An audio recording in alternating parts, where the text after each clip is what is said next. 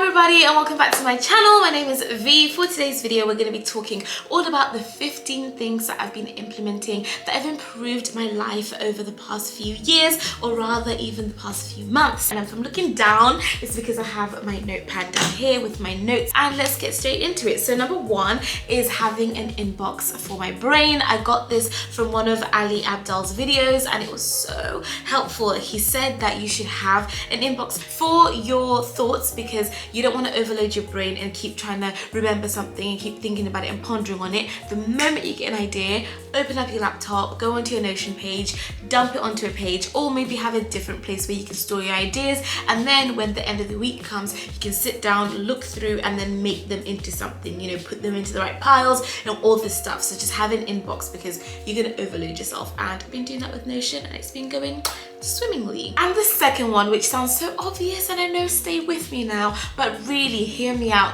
going to bed early and waking up really early, those things have changed the game for me because it's almost as though like I'm giving my most productive hours to the things that I love to do, right? So it means that I'm getting my work done so much better and so much more productive because I'm actually energized and I have sleep in me. I used to sleep okay-ish, but now it's almost like I've changed the game for myself by really having a strict out of office hours. Like once 10:40 strikes or like 10:30, my phone goes into this like bedtime mode where no notifications can come in, even if I'm awake and just like still chilling or whatever. Once a certain time hits in the day, I don't get notifications, and when I'm sleeping I have my phone far away from me. Now I actually bought an alarm clock, finally got an alarm clock, and my sleep has improved. I'm happier in the day. The next one also came from Ali and it is called high level housekeeping. I think his brother made up the term, and it means that on a Sunday or a Saturday, whatever day you prefer, that's the day that you sit down and you really do all your admin, reply to emails, do all the tidying up of notes, all that good stuff. You really take it in on a Saturday or a Sunday for a few hours, because then throughout the week you're not worried about all these little ends and all these little bits. You're just going to focus on things to focus on, and then when you do your high level housekeeping, that's when you really invest your energy into having a good system, because we all know without good systems you can't really get things done. So for me, leaving all of those mundane little tasks that I like just I don't want to do this, leaving them to like a specified date and time means that I power through them more and I avoid procrastination, and they've been really helpful. So if you want to know more about the high level housekeeping, I would definitely go and check out Ali Abdaal's videos. They are so great for productivity and all that kind of stuff. Number 4 is exercise, and I know I talk about this all the time, however it really has changed my life. It's almost like these endorphins that get released whenever I'm taking a long walk, and I'm not saying go and work out and like join a boot camp or join whatever. I'm literally talking about a half an hour or 45-minute long walk where you're just doing a little bit of power walking, listen to your favorite music. It just, getting out of the house once a day changes everything. Also got that from Renee. She is so great to watch on Instagram or even on her podcast and her YouTube channel and stuff. She really talks about productivity through health, and works wonders for me. Number 5 comes from my friend James Freighter, who is always saying this slogan to me, and it's now become like a part of what I say, which is to remain teachable. I keep myself and my eyes and my ears peeled to opportunities to learn, because I feel like a lot of us, I don't know, we get a little bit defensive when someone tries to say, well, did you know this, or did you know that, or actually that's wrong, or they try to correct us. We get a little bit defensive, but I always try to embrace remaining teachable, because that's how you grow as a person, that's how you grow your mind, that's how you learn a lot, by listening better. So I've been taking on listening lessons by going on Google and literally typing in how to listen and not just talk about yourself, and I've been getting so much more from conversations. I've been remaining teachable, I've been building up my bank of knowledge, and yeah, I just go around the day just saying to myself, remain teachable. You can learn something from every single person, so I just remain teachable. Number 6 is eating better. I have been trying to eat better for the past year. The whole of 2021, I've just been implementing little changes here and there to try and be better in my diet, be better in what I'm putting into my body, and I am happy with the results. It's more of a feeling, like when I'm walking, there's a prep in my step. When I eat, I don't feel sluggish afterwards, which just means I can be more productive, which means I'm happier, and I feel lighter in my heart. And I'm not talking about like the number on a scale. I'm not talking about weight or anything like that, or an aesthetic. I'm talking about an internal thing. And I don't know, you know when they say you are what you eat, but I'm hopefully working towards going either vegetarian or vegan. Like I've already started cutting out certain meats and certain different bits and bobs and like certain types of dairies, and like I just want to be better. Like, you know, I want what I eat to reflect how I feel about the world and how I want to exist in it. So I'm really trying my best, and who knows what the next year will bring, but those are my thoughts so far. Number 7, I have learned how to delegate, and I got this from Grace Beverly. I was about to call her Grace Fit, but Grace Beverly, and she talks about delegation all the time and how important it is to have a team or to have people around you that you trust and that you can give certain tasks to, or people who are working for the same vision that you are. And I've recently just started hiring at Empowered by V, which is making me so happy, because before I was just doing everything on my own. Like literally for the past 4 years, I've been running that organization entirely by myself or with my sister. Like that is it. She came in and out because she had school and stuff like that. So honestly, I don't know why I did that, because I could have had help from amazing people with amazing ideas and amazing expertise and skills, but I don't know, I find it hard to trust people. So yeah, I'm getting better, and I learned that from Grace Beverly. She talks about it in her book, I think, or is it just from her videos and her Instagram stories? You know, when everything morphs into one, she talks about it somewhere.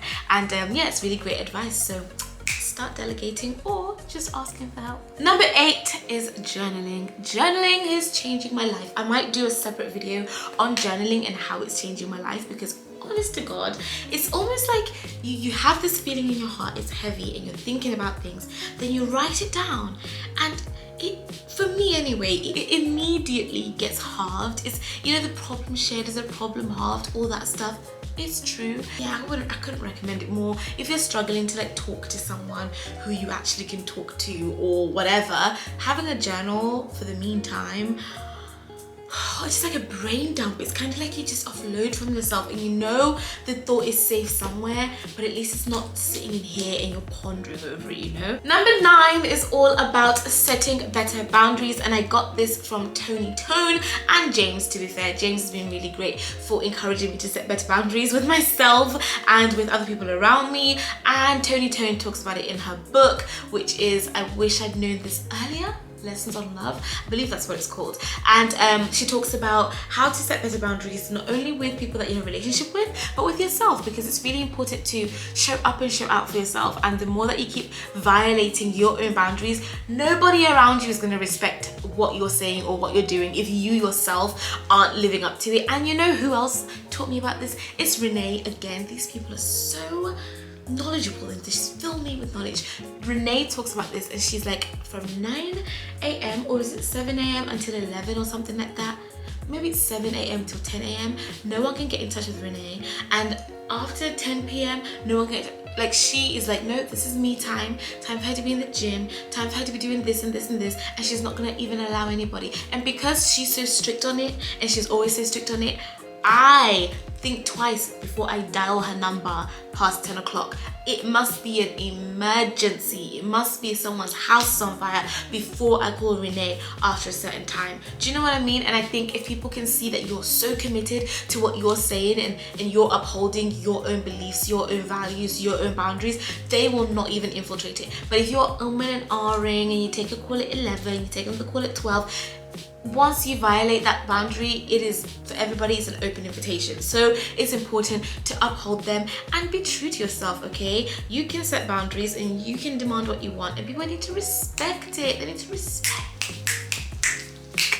Number 10 is daily to-do lists. You guys know how obsessed I am with a to-do list, and I honestly just don't know how I'd function without them, because you need guidance and structure and a roadmap of what you want your day to look like. Writing down a to-do list helps you maximize the hours that you have got left when you're outside of all the other commitments that you have. And yeah, I don't know, it helps me, and it makes me feel grounded, like my feet are stabilized and I know what the day is gonna bring, you know, no surprises. Number 11 is, this is just a personal one is that I just allow myself to take opportunities and to take chances, and I allow myself to dream big. I don't restrict myself in my thoughts or ever say, like, I can't remember the last time I ever said to myself, well, you can't do that because ABC, or oh, well, they wouldn't have you because ABC. Like, I allow myself the chance to try, you know. And I say it in my book all the time. I say it. People say to me, oh V, what if I fail? What if I fail? But what if you fly?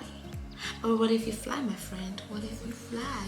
And that really just means just try it. Like, what is the worst that can happen? You either get a life experience from it, you get advice from it, or you succeed at it. Like, none of those things are a bad outcome. So I do not close myself off to conversations with different people or opportunities or exploring things. I think you never know what could happen, and there's a lot of things like starting this YouTube channel, going to Oxford, all of that stuff that I had no idea what the outcome would be, and it's been better than I could have imagined, and it's because I took the chance. The next one is so adorable to me because it's by my friend Jade, Untitled Jade, and it's the casual magic. Okay, when I am up and about in life and I'm just like looking around, walking around, doing what I'm doing, I stop and I just say thank you to the universe for something, anything. It could be the beauty of the tree, the beauty of the skyline, the sun coming out, maybe having a great conversation with a friend, or seeing a little cute dog, anything like that. I just think the casual magic of life, the world is too beautiful